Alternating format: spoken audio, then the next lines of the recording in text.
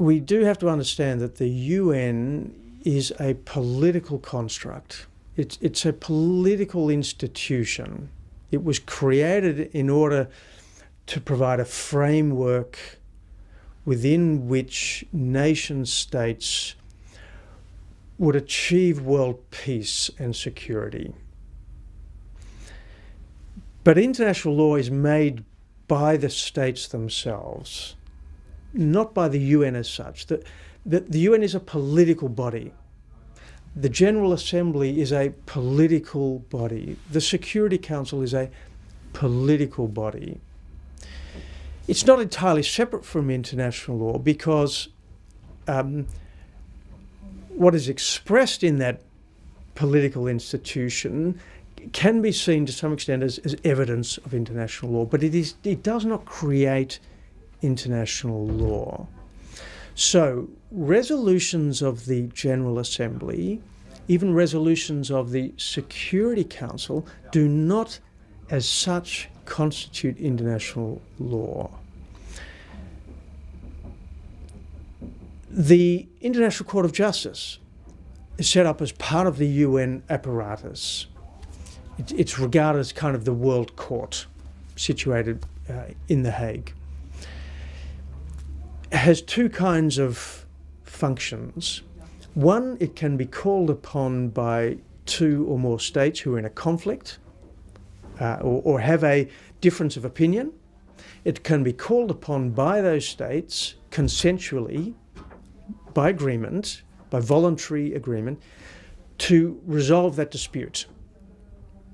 Okay, so for example, if Israel were to say, we have a dispute about the border between Israel and Jordan, and if Israel and Jordan were to agree, they could take that dispute to the Court of Justice, which they haven't done to date.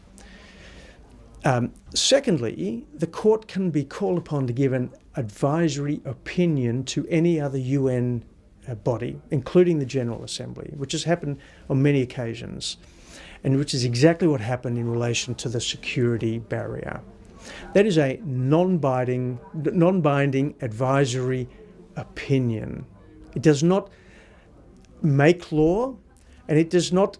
The statements that are made by the court are not binding decisions about international law. So, for example, the statement by the court in 2004 that the settlements are illegal under international law is a valid declaration, but it is not binding, and it doesn't resolve the issue of the status of the settlements.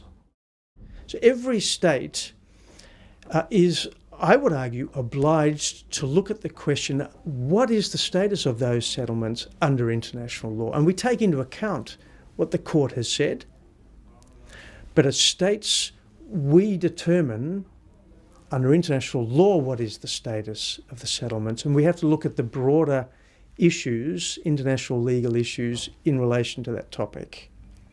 So states have an obligation to look critically at what the Court of Justice says. Very important, weighs very heavily, but it's not binding.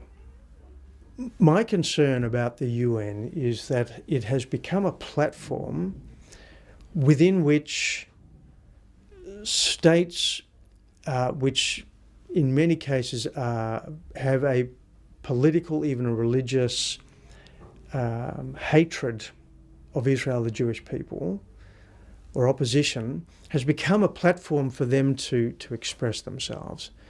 And we've seen over the last 4 decades at least, I would argue since the Yom Kippur War, increasing alliances between groups of nations directing their hatred and opposition to the State of Israel. The Soviets, together with the Islamic nations, together with many South American and African nations. So alliances.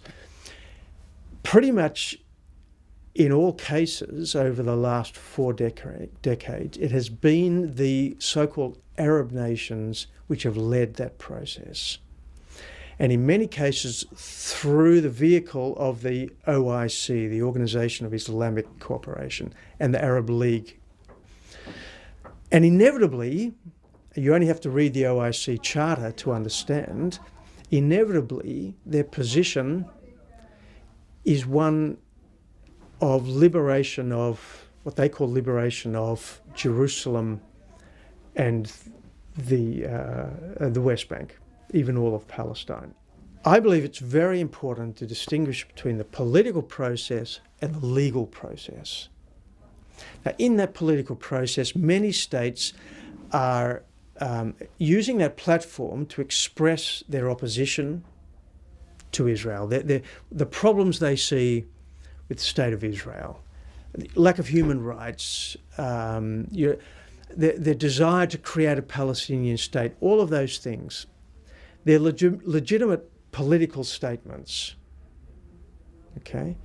And we've seen particularly the Arab state and the Islamic states being very dominant in that process. So the many resolutions which have come out of the General Assembly time and again, talking about Palestinian statehood, lack of human rights, all of these things, what some would call Israel bashing, coming out of the General Assembly are political statements. They are not legal statements. That's the first point.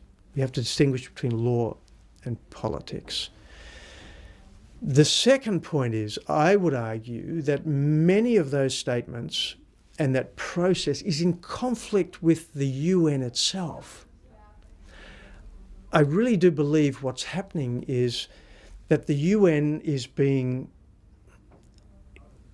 in a sense, misused to conflict with basic UN values themselves. The UN is based on friendliness between nations. It's based on the principle of peaceful resolution of disputes. It's based on the principle of sovereign equality of states. So every state, small or large, has an equal status in the UN. It's a basic principle. You can't then form a bloc of nations to persecute one state.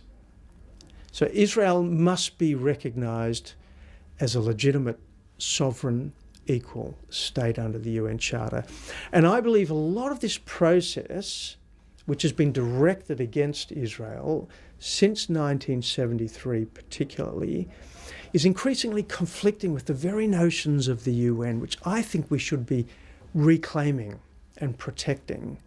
And that is, in the case of Israel and Palestine, Israel and its neighbours, the only way to achieve peace is through peaceful, non-belligerent negotiation, and not through hostility, and not through supporting some kind of right to terrorist liberation movements, which is what the PLO in many ways still remains.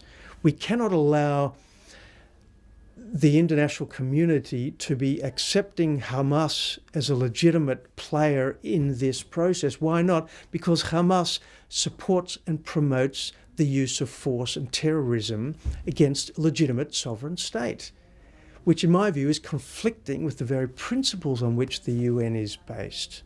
And I believe it's up to the free states, the Western states, all states actually, to comply with those basic principles of the UN. And the whole peace process needs to be based on those principles.